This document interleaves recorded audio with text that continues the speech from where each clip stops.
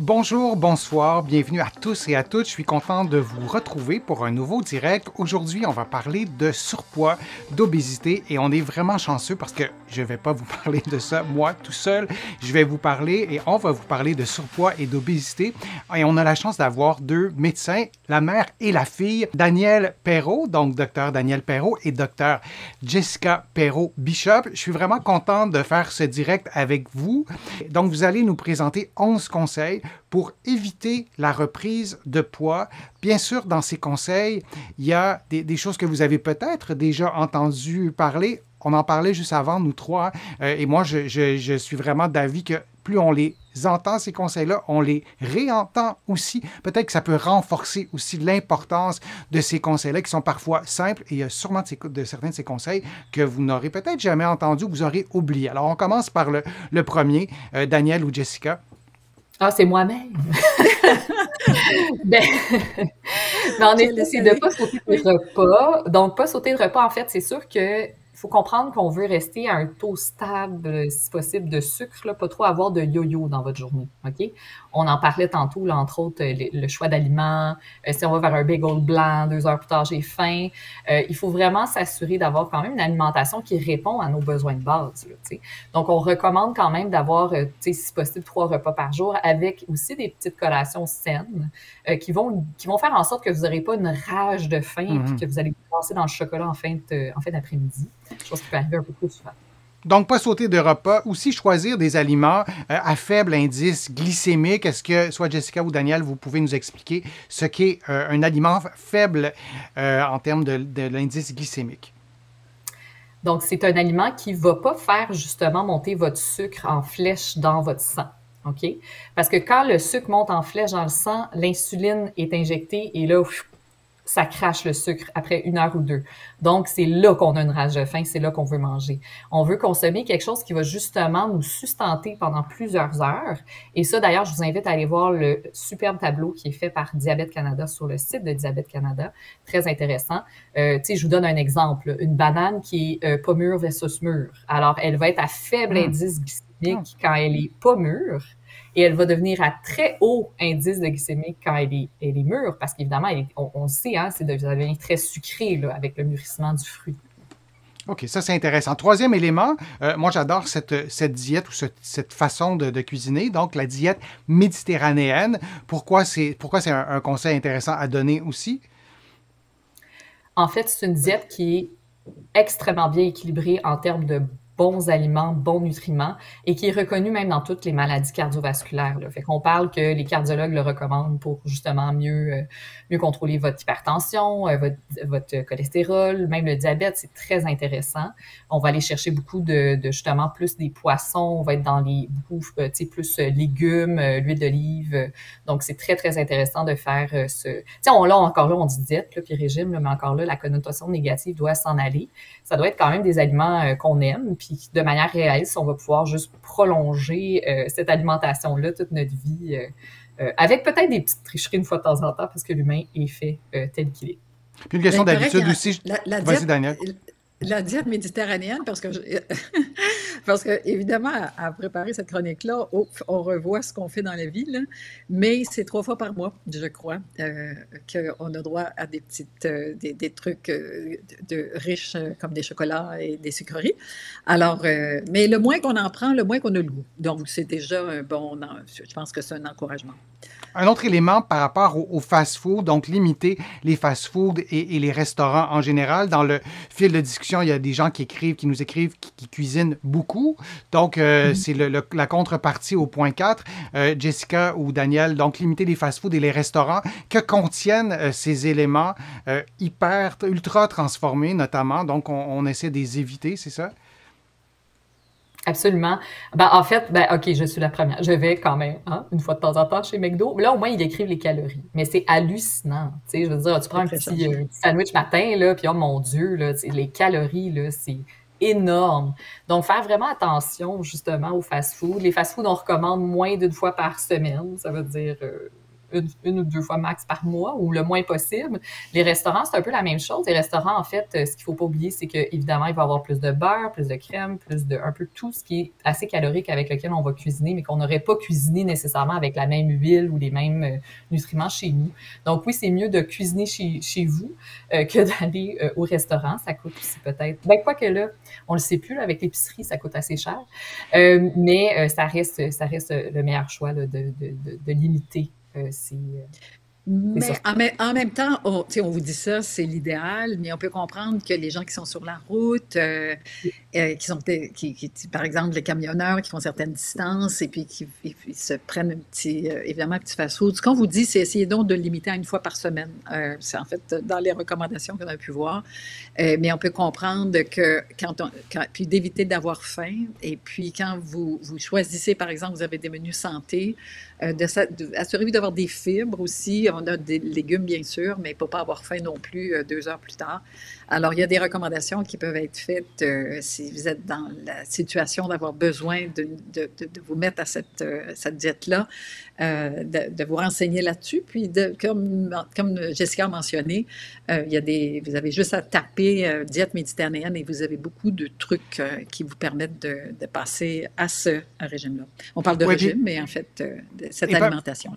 Et par rapport à limiter les fast-foods, les restaurants, on pourrait parler aussi des portions. On pourrait parler aussi de la dépendance aux aliments ultra sucrés, ultra salés, ultra gras. Ça aussi, il y a plein d'études qui se sont penchées là-dessus. Donc, il y aurait vraiment beaucoup de choses à dire sur les ingrédients, comment ces aliments-là sont faits. Essayez de vous faire ça chez vous, ces aliments-là. C'est impossible parce qu'on n'a pas les ingrédients, parce que dans le fond, on voudrait peut-être pas en manger. Donc, c'est un bon point. Un autre point, et ça, c'est un sujet qui est sensible. Pesez-vous une fois par semaine. Il y a des professionnels de la santé qui vont se dire non, c'est mieux de ne pas se peser. Moi, comme physiothérapeute, je suggère à mes patients de compter leur nombre de pas par jour, donc de compter quelque chose. Donc, ce qu'on recommande, c'est pesez-vous une fois par semaine, c'est ça? C'est que moi, je peux peut-être répondre à ça parce que, en fait, ma mère et la grand-mère de Jessica avaient cette habitude de se peser aux 2 jours. Et donc, elle pouvait voir si ça prenait du poids, puis à ce moment-là, elle faisait attention. Alors ça, c'était son truc à elle. Pour certains patients ou certaines personnes, vous pesez, vous dites « Ah, c'est pas si pire que ça », puis finalement, on se permet de manger un petit peu plus. Il reste qu'on a besoin de savoir à un moment donné où est-ce qu'on est rendu dans la prise de poids. Comme je vous ai dit, c'est facile, vraiment facile de prendre 2 kilos par année. Mais j'ai des patientes, moi, qui ont pris 5 kilos par année sans s'en apercevoir parce qu'ils n'avaient pas accès à des balances.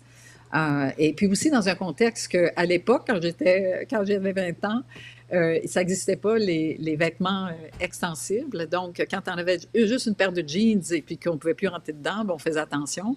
Et là, maintenant, on n'a pas les messages de cette prise de poids-là. Alors, c'est pour ça que je le mets dans ce contexte-là, là, quand on veut se peser.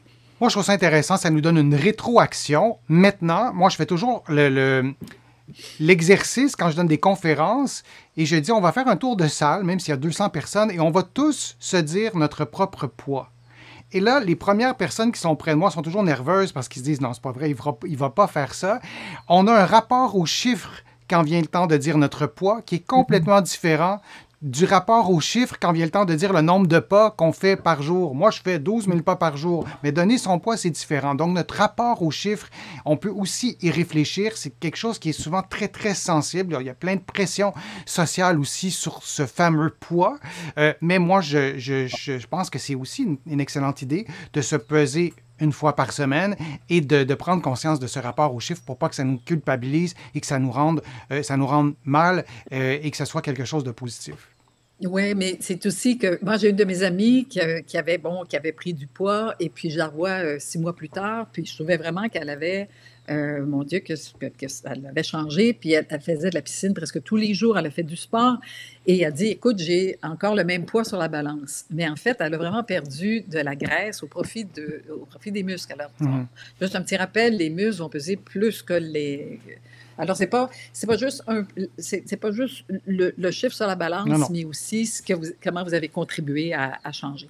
Oui, le pèse personne, c'est probablement l'outil le moins précis pour nous dire combien on a de gras, mais ça donne quand même un indicateur. Allons-y avec le 6e point. Donc, si vous pratiquez le jeûne intermittent, attention aux contre-indications. Jessica ou Daniel, quelles sont les contre-indications? Ben, en fait, dans les contre-indications, ce qu'il faut retenir, c'est quelqu'un qui aurait, par exemple, un diabète. Il faut faire vraiment attention. On peut prendre la médication qui va nous entraîner des chutes de sucre. Donc, dès qu'on est soit malade ou qu'on peut pas manger, ça nous met à risque là, de certaines complications et de cette diminution de sucre-là. Donc, je dirais que pour les gens qui ont du diabète, il faut faire attention. Il peut y avoir d'autres contre-indications, mais en général, le jeûne intermittent peut être intéressant. Puis c'est comme on disait tantôt, c'est une question d'habitude et de garder cette habitude-là à plus long terme. Il y a vraiment des preuves qu'il y a une perte de poids avec le jeûne intermittent. Ceci dit, c'est pas comme un jeûne qu'on ferait beaucoup plus longtemps. C'est un jeûne qu'on dit, là, de mémoire, là, je pense que c'est au-dessus, il faut au moins avoir un 16 heures, là, je pense, où est-ce qu'on ne mange pas pour avoir vraiment là, une perte de poids significative qui va venir avec les journées accumulées là, par rapport à cette méthode-là. Et pour le jeûne intermittent, ça serait intéressant aussi d'avoir beaucoup plus d'études sur différents groupes, sur différentes populations, différents âges, différentes conditions de santé, parce que on peut peut-être dire qu'il n'y en a pas suffisamment et on gagnerait en information, en fait, d'en avoir plus d'informations. Le prochain point, il y a Joël qui le soulevait d'avance. Il faudrait pouvoir toujours manger en pleine conscience sans que ce soit une obligation. Alors, c'est le 7e point que vous avez soulevé, c'est-à-dire manger lentement et en pleine conscience, comme le soulevait Joël, Daniel ou Jessica, vous avez quelque chose à ajouter là-dessus? Absolument. Il faut vraiment prendre le temps. Il faut pas, idéalement, pas avoir de distracteurs externes. Donc, tu sais, la pire chose, c'est, puis on le fait, là, je le fais moi-même, manger devant la télé, manger devant votre téléphone cellulaire, travailler en même temps que vous mangez. À ce moment-là, vous n'êtes pas connecté à votre corps, vous n'êtes pas connecté à vos signaux de satiété, de dire, OK, là, j'ai plus faim. Mais on le verra pas, ce signal-là. On va juste l'oublier. Notre film est palpitant, puis le popcorn rentre, là, tu sais, ou le chocolat, là. Dans certains cas, moi, j'adore le chocolat. Donc, ça, c'est une des choses qu'il faut retenir. Puis, je trouvais ça intéressant parce qu'au Japon, il y a le hara Achabu, qui est un principe qui consiste à s'arrêter de manger à 80% de satiété. Donc, il faut pas oublier que ça prend quand même 20 minutes à ce que le signal de satiété arrive au cerveau. Donc, si vous arrêtez de manger lorsque vous avez plus faim, il est déjà trop tard. Vous aurez probablement mangé plus que nécessaire. Donc, ça, c'est une des choses. Sinon, ben c'est ça, manger sur le coup de l'émotion ou du stress, il faut vraiment prendre le temps de savourer. Puis, c'est sûr que prendre le temps, c'est ça, d'un savourer, mais d'avoir du plaisir à préparer à cuisiner, à préparer, là, à planifier votre repas, manger quelque chose que vous aimez, mais qui est bon en même temps pour la santé. C'est vraiment renouer avec le plaisir de prendre le temps de manger, là. Et il y a des commentaires aussi dans le fil de discussion. Hein, le jeûne intermittent, c'est pas sauter des repas systématiquement. C'est un petit peu plus complexe que ça. On y reviendra dans une autre capsule, mais c'est pas de s'empêcher de manger. C'est peut-être un petit peu plus complexe que ça. Et il y avait un 11e point aussi que vous aviez soulevé, Daniel, lié à l'activité physique aussi. Ben, l'activité physique, c'est que bon, il y a sa place pour vraiment permettre de garder sa masse musculaire, de se sentir mieux. Il y a plusieurs bénéfices à l'activité physique. Mais dans le fond, la perte de poids, elle est davantage assurée par une baisse de calories. Alors, les gens peuvent être déçus quand ils font attention à leur alimentation, on augmente des activités physiques, puis ils disent, ben écoute, en 3 mois, j'ai perdu à peine 1 kilo. Donc, l'activité physique, comme je vous dis, a sa place, mais il faut dans un contexte de perte de poids, puis aussi dans le contexte que quand on a un surpoids ou qu'on est obèse, on est moins à l'aise pour aller dans des activités comme la piscine. On peut ne pas... et puis, on a des gens qui, en fait, font des blagues quand on passe dans un parc puis qu'on court. Alors, c'est pas évident de pouvoir profiter de toutes les activités qu'une personne qui n'est pas en surpoids ou qui est obèse fait.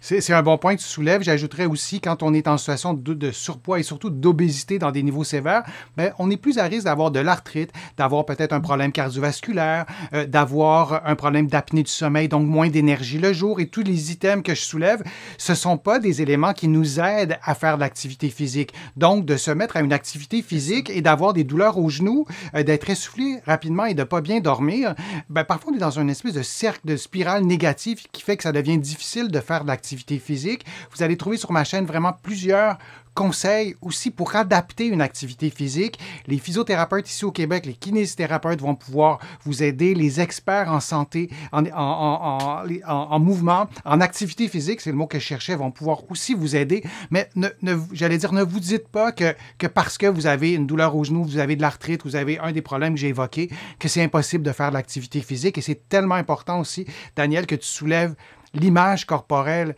Lorsque on aime peut-être moins son image corporelle, on n'est pas à l'aise pour plein de raisons, ben ça nous tente peut-être pas d'être en t-shirt, en short et aller marcher tout simplement. Donc, il y a des professionnels de la santé qui peuvent vous aider si vous n'avez pas accès à ces professionnels de la santé. Il y a des ressources sur le web. On va en mettre aussi dans la description de la vidéo pour vous aider à bouger davantage. Et c'est assez rare que les gens vont prendre une marche et ils reviennent en se disant « Mon Dieu que c'était plate, je ne referai plus jamais ça ». En général, ça fait du bien.